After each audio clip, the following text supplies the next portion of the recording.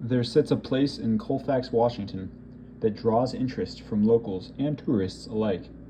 Behind me is St. Ignatius, a place where hauntings aren't uncommon. Sadly, the same can be said about water damage and erosion, as the now 132-year-old building stands in much need of repair. It has been the efforts, though, of those like Valerie Gregory that have kept the building in use and a staple of the Colfax community. So in the beginning in 2015, that was the big reason why we wanted to open it, is we wanted to make money to preserve it and at least make sure that it didn't fall down. Because in 2015, it was named the most endangered building in Washington State, which is not a list you want to get on. Yeah. And you certainly don't want to be number one, and we were number one. Gregory felt that the newest owner has done a great job helping to restore the place, piece by piece, through room remodels, roof additions, and even adding electricity. And while the lure of the paranormal is leading the charge in keeping the hospital afloat, it won't serve as the only use for the building in the future, adds Gregory. He has talked about, I think his dream is kind of to turn that into a cafe. So, which would be so fun if you could come up and have like lunch or, coffee, a coffee shop, whatever up here. I think in the end he wants a lot of the building to be like a multi-use facility. Maybe you could rent it out for weddings or graduations or reunions. And then maybe some shops down here on the lower floor. For many, though, the importance of restoring St. Ignatius goes beyond just any future plans.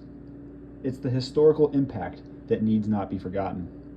The historical value of it was that this was the last building that Mother Joseph built. Mother Joseph Parasau, or Mother Joseph as she was known, was a Catholic sister and pioneering architect, creating hospitals and schools for the Pacific Northwest in the mid-1800s.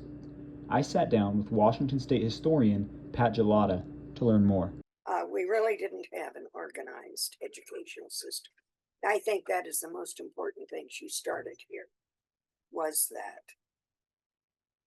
And to bring a sense of, we're not going to just teach the white kids.